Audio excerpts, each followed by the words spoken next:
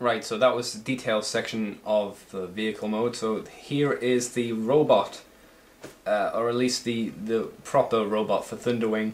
Little guy, very small. How can I compare him? Oh, a PVC figure, or SCF, whatever they're called.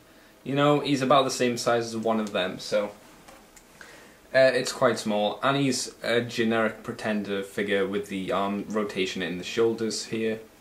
360, well 180, sorry, and he has 2 points of articulation in his legs, but that's just to move them out slightly and then bend them.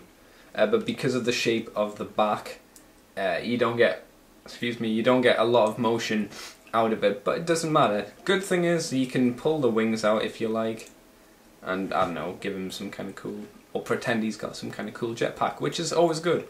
I always like to give Transformers extra little things. And the little gun that's stored on the top of the main body also turns into his handgun, which is quite nice. And detail overall is very good, but you'll see that in the detail section. And Thunderwing himself here looks really cool. Problem is, when you turn him around, he does have a big gap in the back of his head and a big hole in his body, but he is a Pretender, and he is a transforming Pretender shell, so you can't complain too much. And like, he's bog standard Pretender.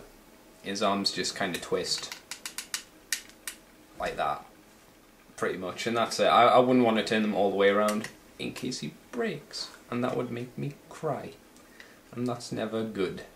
Like I said, he has a few paint chips and whatnot, but he doesn't split in half like most Pretender shells. You lift the top up like that and the Pretender goes in there. But I tried to put Thunderwing in the shell, and I found it quite difficult to actually get him in the shell, and I didn't want to force the matter because obviously expensive toy, rare toy. I don't want to get him in and not be able to get him out, or get him out and him fall apart or crack or something stupid like that, so I didn't bother. But when I did first try and put it in, it was very, very tight. It was very difficult to fit him in. A lot more awkward than the normal Pretenders, you know, where you just pull them apart, shove them in, close them up, and shove the belt on and the hat, and they're done. So, you know, that's a bit of a downside to him if you want him for a proper Pretender, but you wouldn't, because it just looks better when you've got the two of them. And besides, you know, it's Thunderwing, you gotta respect the man. So I guess we'll move on to the details section of the review for this guy and finish it up, so I'll see you for that in a moment. Okay, and we're back now with Thunderwing in his robot mode, so we'll quickly start off with the head. You can see where the inspiration for the IDW Stormbringer came from, obviously, because it's based on Thunderwing, sorry about that, but a lot of the details have been shall we say, tweaked slightly, like the mouth. Still has the pointy teeth, but again, it's been tweaked. The full shape of the head, the curve, it's really nice, really well detailed. Unfortunately, the gold paint has been chipping off, which I suppose is a benefit because the light's actually showing a lot more detail because of it, so slight benefit, I suppose. And the side of the head is quite nicely done, but the back of the head's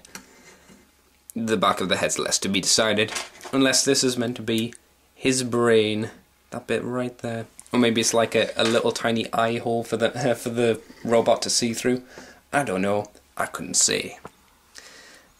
So we have a more of a brief look at the body.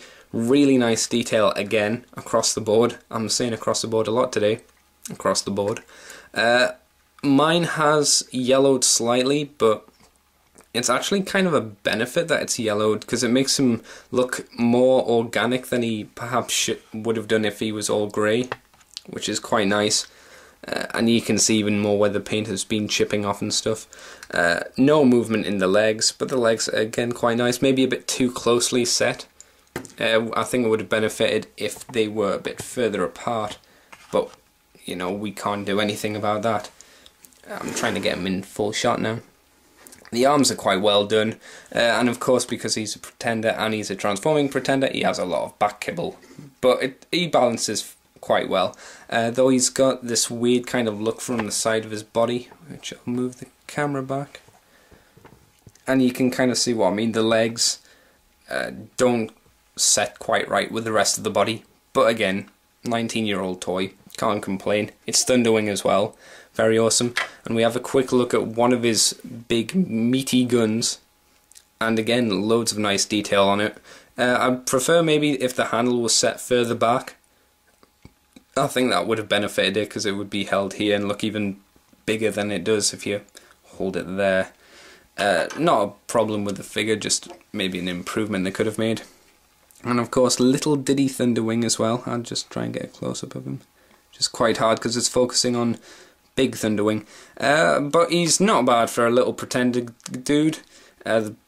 Again, stickers are a bit flimsy and he doesn't really do anything. Pew pew, and that's about it. But again, really nice. Like I said before, you can give him a little backpack perhaps, and he seems to like to look down. A little nudge and his head will fall down. Again, would have been better if it kind of clipped into place or something. Again, not a problem with the toy, I suppose. Just something they could have improved on.